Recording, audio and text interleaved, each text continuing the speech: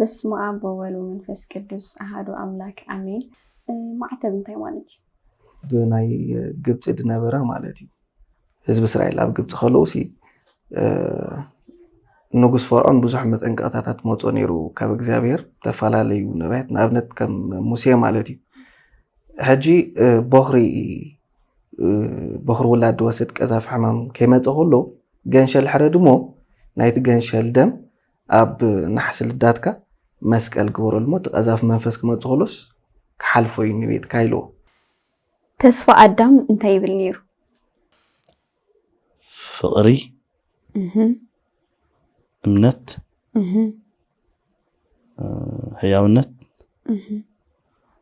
ዓቅሊ ጥበበኛ ሰሎሞን ኣብ እስራኤል ክንደይ ዓመት ነጊሱ? እዋ ማለት ሰባት ኮይኑ ሓሳብና ብዙሕ እንድዩ ብፍላይ ቤተክርስትያን ክትከይድ ከለኻ ሓሳብ ልብኻ ሰምረልካ ከሎ ስኒ ሓደ ግዜ ልዕሊ ዓቕምኻ ክትገብሮ ትደሊ ነገራት ኣሎ። ኣነ ግን ኩሉ ግዜስ ከምዚ ንድንግል ማርያም ተፍቅራ ዶ?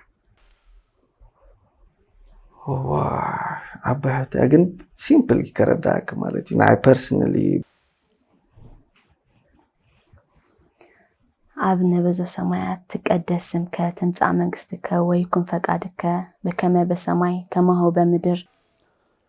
በስመ አብ ወወልድ ወመንፈስ ቅዱስ አሐዱ አምላክ አሜን።